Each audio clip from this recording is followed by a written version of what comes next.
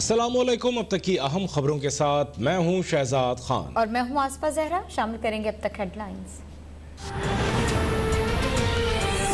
मसला कश्मीर के हल तक भारत से ताल्लुकात बहाल नहीं हो सकते।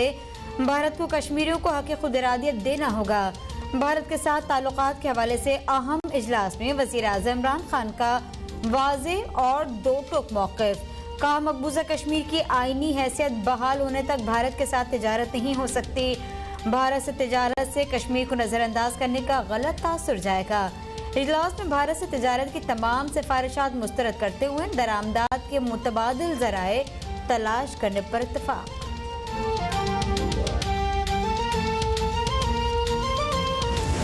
कसूरवार तो इमरान खान खुद है, मगर अपना फेस सेविंग के लिए वो नदीम बाबर साहब को कुर्बानी का बकरा बना के ये समझ रहा है वो बच सकते हैं, मगर पाकिस्तान पीपल्स पार्टी ऐसे नहीं होने देंगे। इमरान खान किसी चीज की जिम्मेदारी नहीं लेते, अपनी हर गलती पर दूसरों को कुर्बानी का बकरा बना देते हैं। बिलावल भुट्टो जरदारी की तनकीद। कहा अपोजिशन के खिलाफ नैब और दूसरे इदारों को इस्तेमाल किया जा रहा है। आसिफ जरदारी के खिलाफ स्विस केसेस से अब भी कुछ नहीं निकलेगा। ऑपोजिशन सेलेक्टेड हुकूमत को घर भेजने के लिए मुत्तफिक है। मौलाना फजलुर रहमान हमसे नाराज नहीं हो सकते। इलेक्शन कमीशन डस्का की तरह मुल्क भर के इंतखाबात में शफाफियत लाए। हुकूमत इदारों को IMF के हवाले करके माशी खुदमुख्तारी पर हमलावर है। स्टेट बैंक से मुताल्लिक ऑर्डिनेंस चैलेंज करने का ऐलान।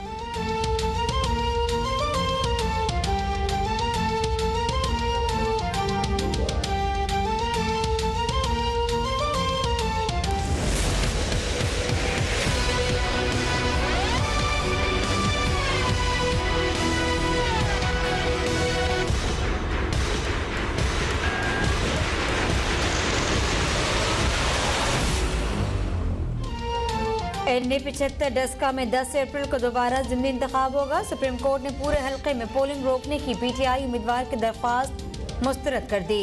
जस्टिस उमर अता बंदियाल ने कहा कि इलेक्शन कमीशन डस्का में मुनासिब इक़दाम करने में नाकाम रहा। प्रिजाइडिंग अफसरान को गायब करने वालों ने इंतखाबी अमल को धचका पहुँचाया। इंतखाबी नताइज मुतासर हों तो दोबारा पोलिंग हो सकती है।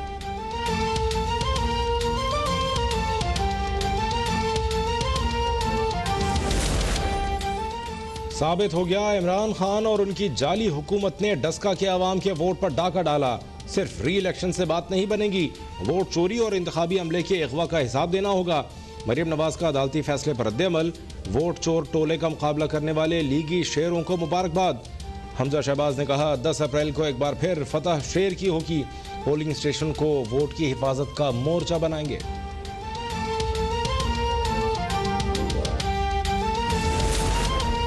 डस्का इलेक्शन से मुतालिक सुप्रीम कोर्ट के फैसले का एहतराम करते हैं। 10 अप्रैल को नून लीग का मुकाबला करने के लिए पहले से ज्यादा तैयार हैं। PTI उम्मीदवार अली अज़द मलही का मौक़िफ़। फिरदौस आशिक अवान ने कहा नून लीग वाज़ेह शिकस्त को बर्दाश्त न कर सकी। जाली राजकुमारी अदालतों की आड़ में रुसवाई से ज्यादा देर बच नहीं पाएंगी। तहरीक इंसाफ पहले से ज्यादा वोट लेकर मुखालिफिन को दिन में तारे दिखाएगी।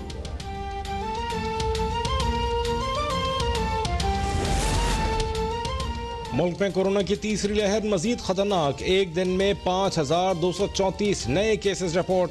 83 अफराद जाँ बहक। मुस्बत केसेस की शरह 10.43% रही।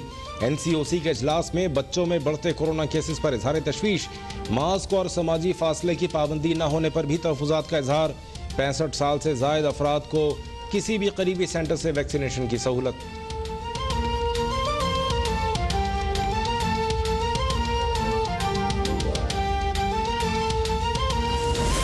कोरोना से बचाव के लिए बैनुल-सूबाई ट्रांसपोर्ट फौरी बंद की जाए। सिंध हुकूमत का NCOC से मुतालबा। सूबाई वजीर इत्तलात नासिर हुसैन शाह का कहना है कि सिंध में ज्यादा मस्बत केसेस वाले इलाकों में तालीमी इदारे बंद कर देंगे। सिंध हुकूमत ने कोरोना की 2 मिलियन खुराकों का ऑर्डर दे दिया। सूबे के तमाम शहरियों की वैक्सीनेशन करना चाहते हैं। पुलिस और मीडिया वर्कर्स को भी वैक्सीन लगवाई जाएगी।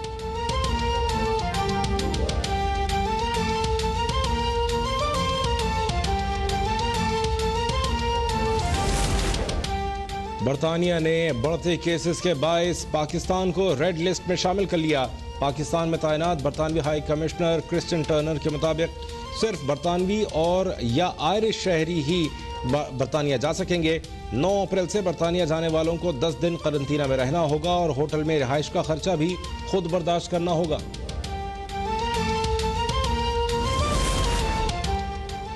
कौमी असम्बली में वजीर आजम की जानिब से आवाम की फोन कॉल सुनने का मामला जेरे बहस।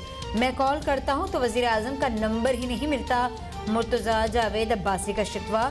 अली मोहम्मद खान ने जवाब दिया, जिसकी पहले कॉल आती है वो मिल जाती है, कोई सेंसर नहीं लगा कि मालूम है कौन कॉल कर रहा है।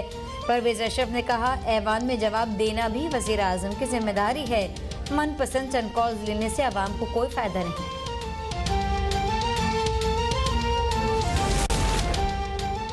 वजीर हवाबाजी हवा में बयान न दिया करें। PIA को गुलाम सरवर ने सबसे ज्यादा नुकसान पहुंचाया। कौमी असम्बली में पीपल्स पार्टी की नाज बलोच की तनकीद। वजीर हवाबाजी गुलाम सरवर जाली लाइसेंस से मुतालिक मौक़िफ़ पर कायम। 82 पायलट्स के लाइसेंस जाली थे जिन्हें बरतरफ कर दिया है। जाली डिग्री के हामिल PIA के 7 पायलट्स को बरतरफ करते हुए तमाम मामलात FIA को भेज दिए।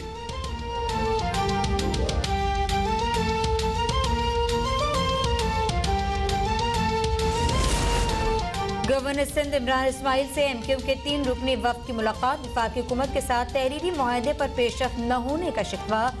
कहा, MQ के कारकुनान पर झूठे मुकदमात बनाए गए, कारकुनान अभी तक लापता हैं। MQ का कराची ट्रांसफॉर्मेशन प्लान के तरक्याती कामों में सुस्त रवि पर भी तहफ़्फ़ुज़ात का इजहार।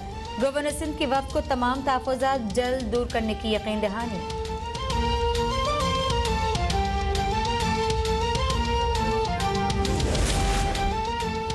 जनूबी पंजाब से मुतालिक नोटिफिकेशन तकनीकी गलती के बायस कैंसिल किया।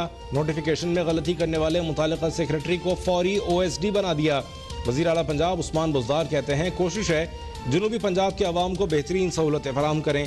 तमाम महकमों का दायरा कार जनूबी पंजाब तक बढ़ाने जा रहे हैं। जनूबी पंजाब का बजट 17% से बढ़ाकर 33% कर दिया है।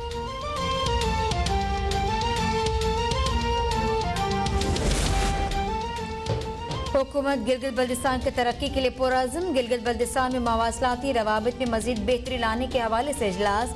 वज़ीर आज़म इमरान खान ने कहा है कि गिलगित बल्तिस्तान की तरक्की के लिए तारीखी तरक्याती पैकेज की मंजूरी दी जा चुकी है, जिससे इलाके में तामीर और तरक्की का नया बाब रोशन होगा। मवासलाती रवाबित के लिए मुख्तसर फंड में मौजूदा दौर में 250 गुना इजाफा किया गया।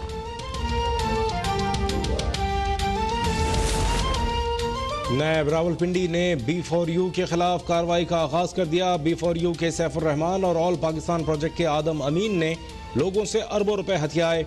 नैब के मुताबिक दोनों कंपनीज गैर कानूनी तरीके से कारोबार चला रही थीं। इन कंपनियों के असासे मुंजमद और दफातर सील किए जाएंगे। अवाम इन कंपनियों में सरमाकारी से गुरेज करें। B4U जैसी कंपनियां सरमाकारी का लालच देकर अवाम को लूट रही हैं।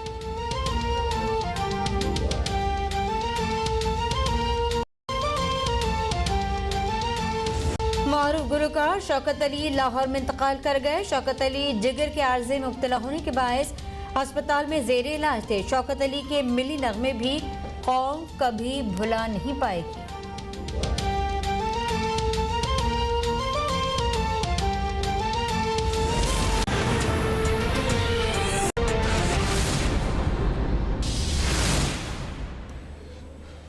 Welcome back. पंजाब और खैबर पख्तूनख्वा में कोरोना वायरस की तीसरी लहर। सिंध हुकूमत की तशवीश में इजाफा।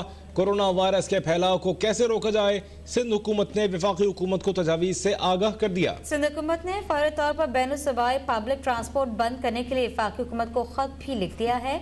अपडेट है, इसी हवाले से आपको आगाह कर रहे हैं। बैनुल-सूबाई पब्लिक ट्रांसपोर्ट को बंद करने के हवाले से वफाकी हुकूमत को सिंध हुकूमत की जानिब से खत लिखा गया है। शफकत अजीज ने ज्वाइन किया है। शफकत, अपडेट कीजिए। जी बिल्कुल, पंजाब और KPK में कोरोना वायरस की जो तीसरी लहर है वो जैसी खतरनाक हुई तो उसके बाद सिंध हुकूमत जो है वो तशवीश में मुब्तला हो गई है। इस हवाले से उन्होंने एक वफाकी हुकूमत को एक खत लिखा है जिसमें कहा गया है कि बैनुल-सूबाई पब्लिक ट्रांसपोर्ट जो है वो बंद कर दी जाए और जिन शहरों में कोरोना वायरस की सबसे ज़्यादा है इन पर ख़ास तवज्जो दी जाए। उनका मजीद ये भी खत में ये लिखा गया है कि उन उम्र के अफराद को कोरोना वायरस की वैक्सीन में शामिल किया जाए और उसके साथ WHO और दीगर माहिरीन की तजवीज़ पर सिंध हुकूमत ने जो पाबंदी की सिफारिश की है। इसके साथ इस खत में ये भी कहा गया है कि गुड्स ट्रांसपोर्ट को SOPs के साथ जो है वो नकलो अमल की इजाज़त दी जाए। उसके साथ साथ जो कोरोना वैक्सीनेशन और सख्त बीमार मरीज हैं जो एक से दूसरे सूबे जाना चाहते हैं उन पर जो है वो पाबंदी ना लगाई जाए। ये तजावीज़ जो है सिंध हुकूमत ने वफाकी हुकूमत को भेजी हैं। जी ठीक, शफकत अजीज अपडेट कर रहे थे। वज़ीर आज़म इमरान खान किसी भी मसले पर खुद जिम्मेदारी लेने के बजाय दूसरों को कुर्बानी का बकरा बना देते हैं। जेकबाबाद में प्रेस कॉन्फ्रेंस करते हुए चेयरमैन पीपल्स पार्टी बिलावल भुट्टो जरदारी ने कहा कि अपोजिशन साथ चले तो अब भी हुकूमत को हटा सकते हैं। इलेक्शन कमीशन डस्का की तरह मुल्क भर में इंतखाबी अमल में शफाफियत लेकर आए।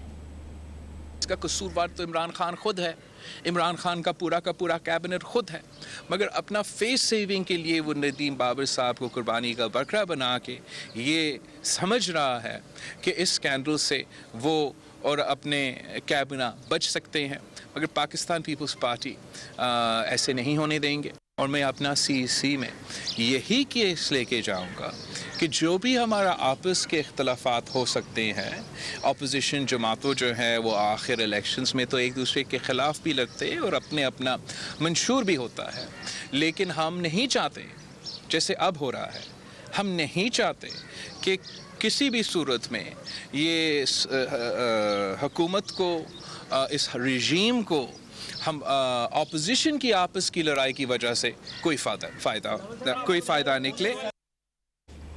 इलेक्शन कमीशन का फैसला बरकरार। सुप्रीम कोर्ट ने तहरीक इंसाफ की अपील मुस्तरद कर दी। कौमी असम्बली का हल्का NA 75 सियालकोट में 4 दिसंबर में दोबारा ज़िमनी इलेक्शन पूरे हल्के पर होगा। जस्टिस उमर अता बंदियाल ने रिमार्क्स दिए कि इलेक्शन कमीशन डस्का में मुनासिब इक़दामात करने में नाकाम रहा। शफाफ और मुनसिफाना इंतखाबात कराना इलेक्शन कमीशन का काम है। देखिए साकिब अब्बासी की रिपोर्ट।